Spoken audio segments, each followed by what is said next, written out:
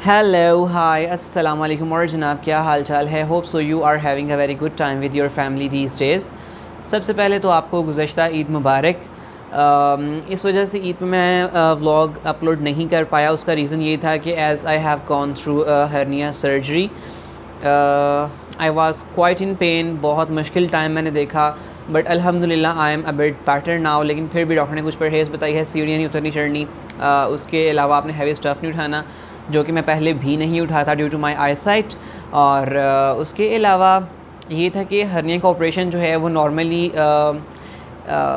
Lower abdominal के नीचे से होता है, लेकिन मेरा जहाँ पे बेली बटन होता है वहाँ से हुआ, quite similar to C section. But C section में ये होता है कि आपकी कोई चीज़ काटी नहीं जाती ना, लेकिन they cut my belly button. Yes you have heard it right. I don't know why, तो मुझे बहुत ज़्यादा खींच लगती थी, लेकिन जब मैं आफ्टर 7 डेज़ और 10 डेज़ मुझे लोगों ने देखा तो कहते हैं कि यार तुम सीधा क्यों नहीं चल रहे। मैं थोड़ा सा बेंड होके चलता था, तो अम्मी भी मुझे बोल रही थी कि सी सेक्शन के जो होते हैं वो तो 7 दिन के बाद ऑलमोस्ट वो थोड़ा बहुत चलना स्टार्ट कर देते हैं, लेकिन तुमसे क्यों नहीं चला जा रहा। जब मैं स्टिचेस ओपन करवाने गया, स्टिचेस नहीं थे वो स्टेपल पिन्स आजकल जो है ना वो लग रही होती हैं। सॉरी मैसेज आ गया था। स्टेपल पिन्स लग रही होती हैं, और स्टेपल पिन्स जो हैं वो जब डॉक्टर ने उतारी तो मुझे ऐसे कोई पेन नहीं हुआ, लेकिन उससे पहले मैं बहुत डरा हुआ था कि कितनी पेन होगी, क्या होगा, क्या सीन क्रिएट होगा। बट अब एक जो स्टेपल पिन थी उसके ऊपर ना स्किन आ गई हुई थी। अब उस पिन को निकालने के लिए उन्होंने क्या किया, I was not you know, मैं भी होश नहीं था, मैं बिल्कुल अपनी होश में था। अब वो पिन को निकालने के लिए उन्होंने एक सीज़र पकड़ी और उन्होंने एक औज़ार पकड़ा, मुझे नहीं पता वो औज़ार का क्या नाम है क्या नहीं है।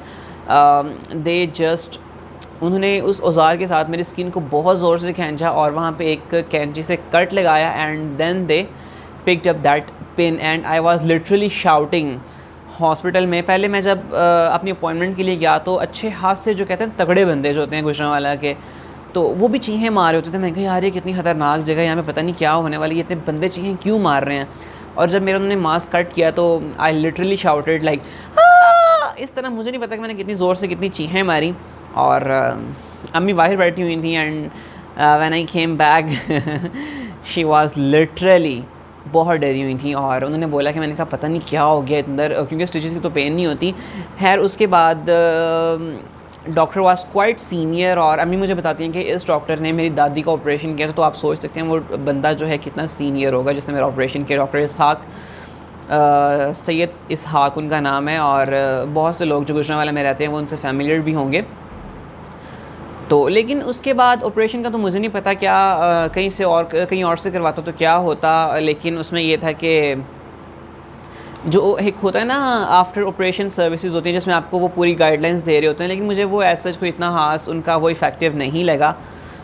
तो उन्होंने मुझे फिर बोला कि जब उन्होंने मेरी पट्टी दोबारा कर दी स्टिचेस खोलने के बाद और कट लगाने के बाद, अब आपने अगर आपका जो है लीकेज होता है ब्लड वगैरह तो आपने फ़ौरन हॉस्पिटल आ जाना है और हम आपकी ड्रेसिंग चेंज करेंगे। बट मैं जितना डरा हुआ था मैं दोबारा वहाँ पे नहीं गया।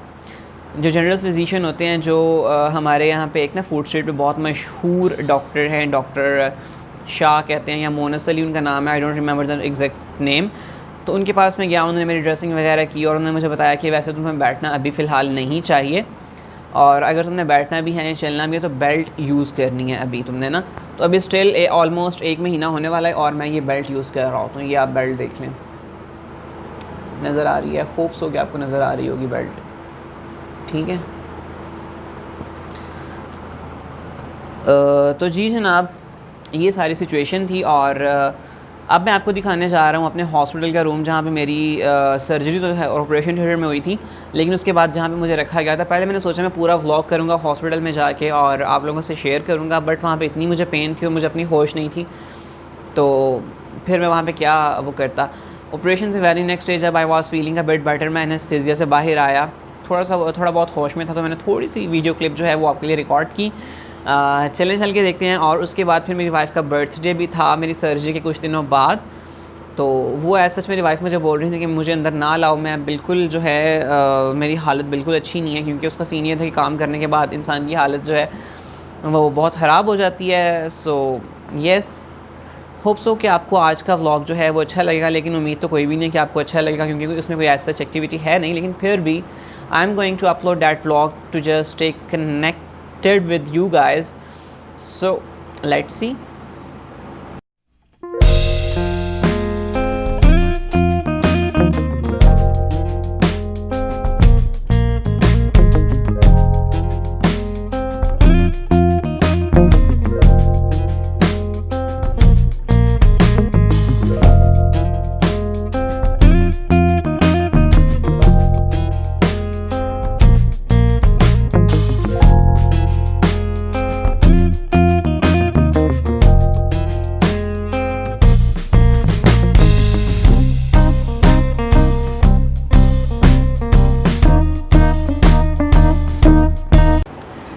जी, तो सारी स्टोरी आपने मेरी सुन ली कि हॉस्पिटल में क्या हुआ। एंड ईद पे मैं व्लॉग क्यों नहीं कर पाया, एक तो मुझे ऑपरेशन की पेन थी, दूसरा ये था कि चांद रात को हमारा कोई काफ़ी ज़्यादा हाई वोल्टेज हुआ, जिससे जो है वो हमारे काफ़ी होम अप्लाइंसेस जो हैं वो जल गए, जिसमें सबसे मेजर नुकसान जो हमारा हुआ that was AC and LCD.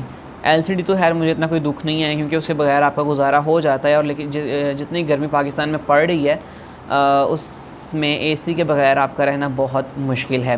खैर जनाब, उसमें अब आपको मैं बताता हूँ कि हुआ क्या। रात के कोई 2-2:30 बजे का टाइम था एंड पूरा मोहल्ला जो है वो इकट्ठा होकर हमारे घर के आगे हमारा दरवाज़ा नॉक कर रहा था, और हमें बिल्कुल आइडिया नहीं था कि दरवाज़ा नॉक हो रहा है। अच्छा, वैसे वो शायद बेल बजाते तो हमारी आंख जो है वो खुल जाती, बट वो कह रहे हैं कि हमने बेल भी बजाई लेकिन आपको शायद होश ही नहीं थी। हम पूरे घर वाले जो है ना वो पता नहीं क्यों हमारी आंख नहीं खुली। मेरी वाइफ़ की आंख खुली तो हमारी गली के जो बच्चे हैं ना वो ऑलमोस्ट गली में ही होते हैं और काफ़ी ज़्यादा वो डिस्टर्बेंस या शोर वगैरह कर रहे होते हैं। तो मेरी वाइफ़ की आंख खुली, उसने ये सोचा कि ये गली के बच्चे जो है ना वो शैतानियाँ कर रहे हैं, तो इस वक्त रात के 2 बजे कौन हो सकता है। खैर उसमें ये हुआ कि हमारा जो आउटडोर होता है एसी का, उसमें से काफ़ी ज़्यादा धुआं जो है वो निकला, उसकी काफ़ी स्मेल जो है वो पूरे मोहल्ले में फैल गई। उसके बाद उसमें से काफ़ी एक ख़तरनाक किस्म की आवाज़ आई और वो हमारा जो इंडोर है वो बंद हो गया।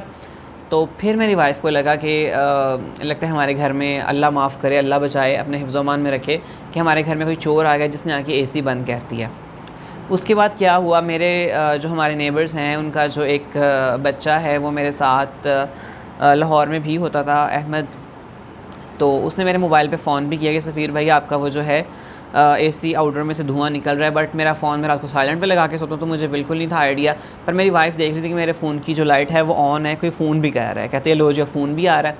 तो वो सारी कड़ियाँ जो हैं वो साथ जुड़ती गई। उसके बाद उन्होंने फिर क्या किया कि ड्राइंग की जो खिड़की है वो बहुत ज़ोर से खटखटाई और ऊंची आवाज़ में बोला कि आपके एसी में से धुआं निकल रहा है। अब हमें ये बिल्कुल ही आइडिया था कि हाई वोल्टेज की वजह से ये सारा सीन हो रहा है। हमें लगा कि शायद एसी को भी मसला हो गया है, तो हमने लाइट्स वगैरह, पंखे या जो भी सारा कुछ ऑन किया हड़बड़ी में कि यार हुआ क्या है ना हमारे साथ।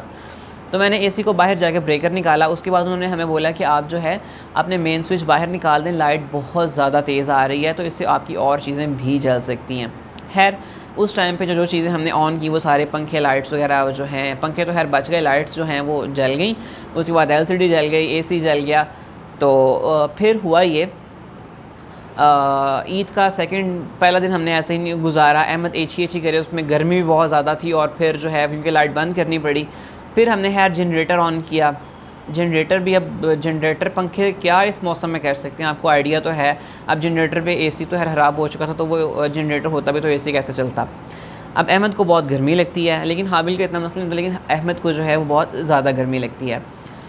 खैर अब ईद के 2-3 दिन गुज़रे। अब मैंने एक जो हमारे रोड पे ही एसी वाली शॉप है, मैंने वहाँ पे कॉल की, हमने अपना एसी जो है वो चेक करवाना है, तो आप कब आएँगे। उन्होंने बोला कि मैं तो हफ़्ते को दुकान खोलूँगा। मैं कहिए तो यार कोई बहुत देर का आप टाइम दे रहे हैं। कहते हैं आप कंपनी वालों को फ़ोन करें तो they will resolve your issue soon. तो मैंने घी की हेल्पलाइन पे कॉल की और अपनी कंप्लेंट दर्ज कर। उन्होंने बोला कि 24 से 48 घंटे में बंदा जो है वो आपके पास आ जाएगा। लेकिन 48 घंटे गुजर गए तो वो बंदा हमारे पास नहीं आया।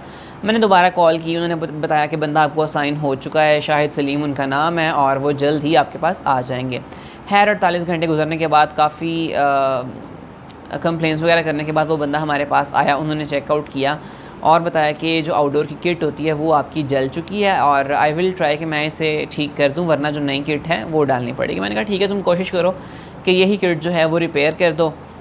और पापा वहाँ पे उसे बोलने लगा कि यार किट अगर हम नहीं डलवा लें तो फिर मसला हल नहीं होगा उससे, क्योंकि जो चीज़ आप एक दफ़ा दोबारा सही करवाते हो तो फिर वो उस तरह से ऑपरेट नहीं करती। उसने बताया कि नहीं सर, जो किट का सिर्फ काम होता है एसी को, आउटडोर को चलाना।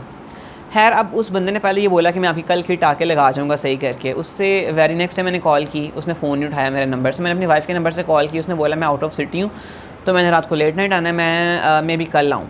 कल को मैंने फ़ोन किया पापा के नंबर से, ही सेड दैट कि नहीं सर अभी वो किट ठीक नहीं हुई, कोशिश कर रहा हूँ और उसका आगे से काफ़ी ज़्यादा काम निकल रहे हैं। क्योंकि पापा ने जब बोला ना कि हम किट नहीं लगवा लेंगे तो वो बंदा थोड़ा सा ढीला पड़ गया। उसके बाद फिर मैंने दोबारा कॉल की, मैंने कहा भाई आ जाओ, गर्मी खुदा का वास्ता है आ जाओ, गर्मी बहुत ज़्यादा है, बच्चे परेशान हो रहे हैं। एंड ही सेड दैट कि सर उसका काम निकलता जा रहा है, अगर आपने नहीं लगवानी तो मैं भी लगा जाऊँ। तो मैं कहा नहीं क्यों लगवाएं, जब आप ये बोला है, आपने बोला कि ये सही हो जाएगी तो फिर उसे सही करो। कहता है हो जाएगी, जब सही होगी तो मैं आपके पास फ़ौरन आ जाऊँगा। तो आज ऑलमोस्ट चौथा दिन है, कल पाँचवां दिन है। तो मैंने कहा फिर आप सैटरडे को आओगे? नहीं, सैटरडे को मैं नहीं आऊँगा, संडे हमारा ऑफ होता। तो मंडे का मैं कहा यार घर वाले मुझसे पूछ रहे हैं तो आप फिर कब आओगे, मुझे एक टाइम बता दो, तो बंदे को थोड़ा सा परेशानी नहीं होती कि यार क्या मसला है। मैं कहा आप मंडे को आएंगे? कहते कोशिश मेरी पूरी होगी। स्टिल अभी उसकी कोशिश पूरी होगी। तो ये सारा सीन हमारे साथ बनी, जिस वजह से मैं कुछ एक मेंटली तौर पे काफ़ी स्ट्रेस था, मुझे स्ट्रेस था, कुछ पेपर्स का स्ट्रेस था। पेपर तो खैर मैं इस अटेम्प्ट में नहीं दे रहा ड्यू टू सम रीजंस। फ़ी मैंने सबमिट कर दी थी, लेकिन फिर भी वो मैं पेपर नहीं दे रहा इस अटेम्प्ट में। तो ये सारा सीन था।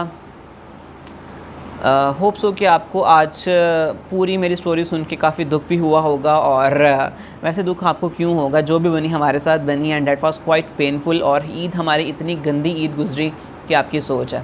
खैर एनीवेज़, हर अंधेरे के बाद उजाला भी होता है। Do remember us in your prayers, do let me know in comment section below कि आपको आज की वीडियो कैसी लगी। अपना और अपने इर्द गिर्द लोगों का बहुत सा ख्याल रखें, दुआ में ज़रूर याद रखिएगा। फाइनली अल्लाह हाफ़िज़।